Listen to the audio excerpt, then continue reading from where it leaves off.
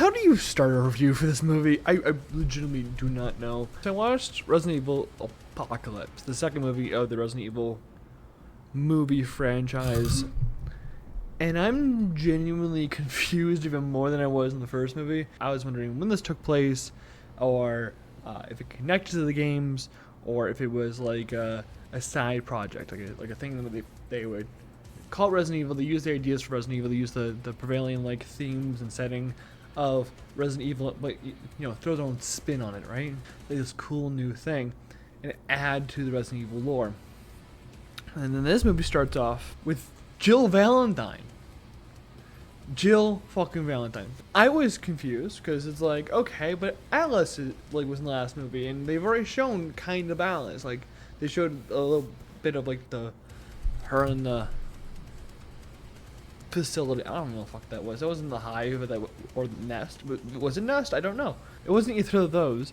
So I'm more confused. They showed Jill, and I'm very excited. I'm like, yes, we need some Jill. I'm very happy.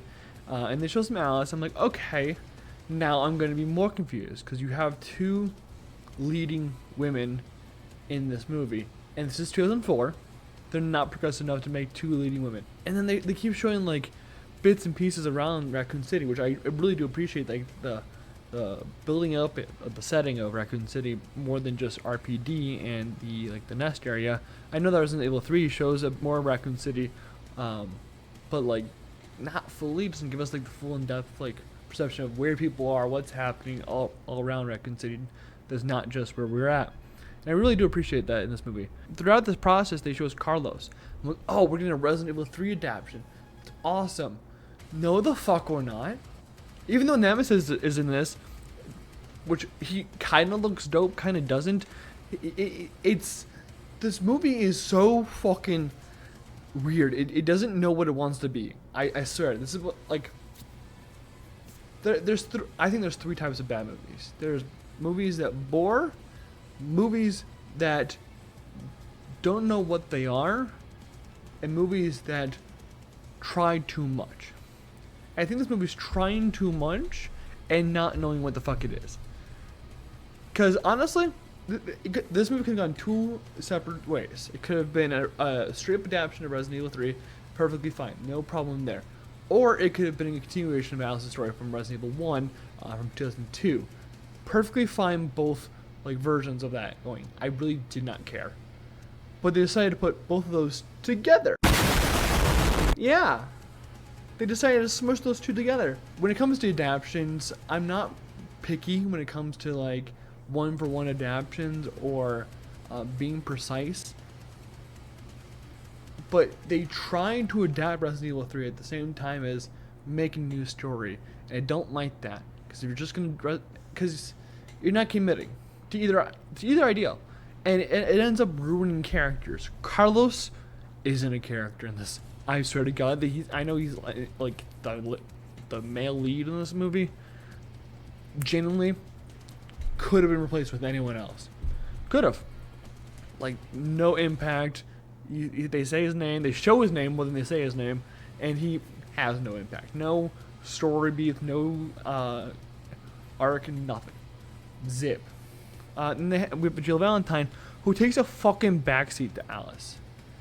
And now, like, that's what really pissed me off, is because Jill Valentine is such a pivotal character inside Resident Evil. Like, literally, one of the big four. Sacred ground you step on. And they make her play backup or come off the bench for Alice. And genuinely, that left a bad taste in my mouth. I genuinely do not like that idea. And Alice is a relatively cool character. I mean, she does a lot of cool shit here. There's little arc in her structure here. There's a little arc in this whole movie. Like it's a point A to point B story, which is fine. It happens all the time. My favorite video game of all the time is a point A to point B story. Of course, there's arcs in between there, but this movie has no arc. It's literally a straight line of aura and hype moments. Genuinely. It is, once we get Alice out of the facility and some clothes, which is weird in the first place. She is naked in a lot of this movie. Why is she naked? Why? Why is she naked so much in this movie? She starts the movie with no clothes and ends the movie with no clothes. What the fuck? just, like, nudity in horror movies is not a new thing. It's nothing new. But this movie did not need nudity, and it has much more nudity than the first one. It's shown, but like very vague. It doesn't like hover on it. But they have stripper zombies or hooker zombies in this movie. There's genuinely a scene of it, and one of our main characters, LJ, which I looked up through the IMDb, tries to pick them up until he realizes they're zombies. That's the thing where I'm like, this movie is trying so much, it's doing so many things, and it doesn't. I don't think it really knows what it is. I genuinely don't know if it knows it's the Resident Evil movie, because it's one of those things where I don't think nudity is needed ever. Nudity can be used as a tool and used as a device in a lot of movies. Like nudity is usually used to tell us that the character is vulnerable without telling us anything about the current state, and that's a very powerful thing that's used in a lot of horror movies. But genuinely, either it's a sign of rebirth, like it is in that. I guess that's what they're trying to use the nudity as, is it's rebirth. But again, you have hooker zombies, so I don't trust you when it comes to that. I think you just wanted to show naked bodies. Bench Jill Valentine, which is what the fuck. Jill Valentine's a very strong female character, one of the earliest versions of strong female characters in gaming. Her, Lara Croft, that's the duo right there. So they just kind of toss her out the window, and she's playing backup, and she gets ROI hype moments every so often, but not like literally. There's a moment in this movie where she's like, "I'm good, but you're better" to Alice, and holy shit, that is, you are putting that person over, to put in wrestling terms, or you are literally putting yourself lower than the other person and giving yourself less credit as a character. So whoever wrote this movie, which is Paul W.S. Anderson, I know that for sure, really did not like Jill Valentine, or really wanted to prop up Alice. And either one, I think, is really bad, because you can definitely have Jill Valentine and Alice on this equal playing field. Honestly, again, like I said, this movie is aura and hype moments for the most part. Have them outdo each other. Have them try to like outdo one another. Simply, that you could have easily done that, and it would have been nice for a nice dynamic. But no. And they end the movie with Alice and Carlos grabbing, not Alice, Jill, and could have been the same character. Literally could have been the same character. I said that, I think, in the first review, that Alice could have just been Jill Valentine or Ada Wong. The end of the movie is like Jill and Carlos taking Alice for this umbrella program, and why? They don't have any friendship. They save each other. Cool. I mean, Alice saves them through fighting Nemesis, which we'll get to Nemesis in a second. I don't believe the friendship. I don't believe the relationship there. There's nothing built here. This whole movie has nothing built. It's, like I said again, it's aura and hype moments. That's all this movie fucking is. There's no arc. There's no characters. There's no in-depth. There's no relationships between the characters. I literally do not know what these people are to each other. Again, Carlos and Jill are like this like flirtatious like little grouping, and that's a great grouping in the games. It's a very nice relationship. I love them in that game, but like no relationships here. None. There's very minimal like, hey, you gave me the T virus. That's what I know you from. I thought the bro with the Bluetooth was gonna be Wesker. Gonna be real. Also, your main villain is wearing a Bluetooth. I don't care if it's 2004. No one looks menacing with Bluetooth in. Genuinely. Don't know why they didn't use Wesker. They kind of threw out the book on Resident Evil 3. Like, they used bits and pieces from Resident Evil 3. But they didn't care. They didn't care to adapt it in a way where it made sense. Nemesis is cool. I like the use of Nemesis. I'll be real. Like, this movie isn't horrible. I don't want to be. I know I'm talking a lot of shit on it, but this movie is not horrible. And Nemesis, I think, is the better part of this movie, because it gives a little bit of emotional turmoil for Alice in this movie. I don't like that it's not just a random dude that's hunting down stars. He does for a split second, and then disobeys that command. Like, that's the thing, is that Mr. X and Nemesis and any tyrant is literally like controlled by Umbrella, like to the very last steps. It's like they wouldn't let Nemesis out unless they knew he was fully Nemesis, not have like this like mental baggage of being, I think his name was Matt, but like they wouldn't allow that. And I know that this Umbrella is a different Umbrella and like they do act differently, but it's still, even in the last movie, they show Umbrella as a competent group that things got out of hand for them, that they didn't understand what they were doing. But in this movie, they just make them look incompetent, like the whole movie. Because the scary thing about Umbrella in the Resident Evil games is that they are competent, that they know what they're doing, and that they are making diligent and purposeful plans to take out certain people, to do certain things. And that's the thing. That's the root. Like, this movie generally does not know what Resident Evil is. I don't think he does. I think they kind of played 3 and they were like, okay, cool. There's a lot of aura hype moments in this game, so we're just gonna take that and make this the whole movie. And they don't know the backing of Umbrella or Nemesis or anything like that. Again, I'm fine with adaptation changing a lot of things, but I'm not okay if they're not committing to the ideas of either we're gonna throw out the script of what Resident Evil was and use bits and pieces of what Resident Evil is to connect it to it and make a new story out of it. Perfectly fine by me. Like, genuinely, if they were like Resident Evil, or take the zombies, or take Umbrella, we're gonna use these settings and stuff like that and make a whole new story with Alice. Perfectly fine. That's why I like the first movie. I know I heard a lot of shit in the first movie, but I like it. I would go back and rewatch it for fun.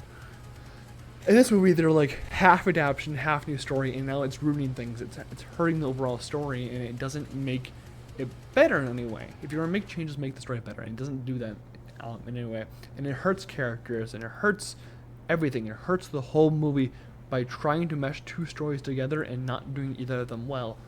And genuinely, they massacred Jill Valentine's character, which is indescribably horrible in my opinion. But like, I'm struggling to bend my mind around the idea of this movie, because it sacrifices so much of what makes Resident Evil to make a shitty movie. And if this movie was good, I'd be like, okay, they sacrificed a lot, they changed a lot. Okay, I'm not necessarily happy with these changes, but in exchange I got a good product. But I didn't get a good product. And Resident Evil Apocalypse genuinely baffles my mind about how the fuck this got made and how the fuck this cleared either Capcom or higher ups, because again, this movie isn't good. It's not good. It's a bad movie. It's not horrible. I won't say it's horrible, but it's not a good movie at all. It's just a bad movie. Like, horrible in my mind is lower than bad. Whatever. It's just, I don't know. I don't know. And the CGI isn't great. There's a scene in this church with liquors. I think that's what they're called. So they're called. I think they're called liquors. That's what I call them. But like, it's again a lot of aura and hype moments once Alice enters the church. In the CGI, it's like in this weird part where it's 2004 CGI, so you're getting like Doc Ock arms, but worse, because it doesn't have as big of a budget and no one gives a shit about this movie who made it. And it looks like in this weird like mix between really good and really bad. It's within a second it goes back and forth and it's odd. But when we get to Nemesis, it has this cool suit, heavy suit though, from what I read. And like, he doesn't look like Nemesis per se. Like, he looks like Nemesis's little like bulky, put on a few pounds brother. And again, your limitations when you do practical effects. I love that they did practical effects, but like, he is just lumbering rather than this like thing where I think he could catch up to me in any second, or like be on par with the speed of Alice or Jill. He kind of just feels like he is going to just use his minigun or use his rocket launcher to get to me, and it's just really hard to kill. And they have him fist fight Alice at the end of the movie, and that doesn't sit right with me. Because like, I know has the T-Virus and Wesker has the T-Virus in Resident Evil 5. Sure, I get it. T-Virus can enhance the abilities of the person. Does it for Wesker in Resident Evil 5. They don't show that off here. They don't show what the T-Virus really does for Alice, besides they injected her with it. And again, this movie ends without an ending. It ends with a cliffhanger like the last one, like it's begging for a sequel, and they're asking for sequels before they get to them. And I don't know why, especially because Resident Evil 3 was the last game to come out for Resident Evil at this point in time when this movie was released. Resident Evil 4 was coming out the following year, but I don't think they really knew what Resident Evil 4 was going to do. So I don't know why they were just like, yes, let's jump onto the board. It just, no, I don't understand. This movie makes a lot of decisions that I don't like. It makes a lot of decisions that don't work out for it. Because like even if this was a movie where I was like, yes, it sacrificed a lot of what made Resident Evil, I'd be like, okay, it's still a good movie, and I'd be perfectly fine with it. But it sacrificed a lot to get a bad movie, and generally that's unforgivable. I'm going to watch the next movie because I made a promise myself to finish this series out. But generally, I'm much less excited to watch that movie than I was to watch Apocalypse, because Apocalypse was like, ooh, Resident Evil 1 was kind of like cool ideas that weren't perfectly done, but had like a setup for an original story in the Resident Evil franchise, and I was excited.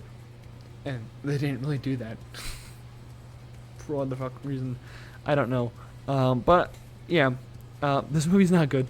Don't know what possessed anyone to make this movie this bad and ruin so many characters and not even create a story. Like, I'm serious, there's no story to this. It's a movie, I swear to God. But whatever the next Resident Evil movie is, I plan to cover either within the next few weeks or a month. Within a month, I promise, within a month. I know it's been a while since I covered the first Resident Evil movie. It's been a little busy around here. But until then, remember, like, subscribe, do whatever. And I'll see you guys then. Bye-bye.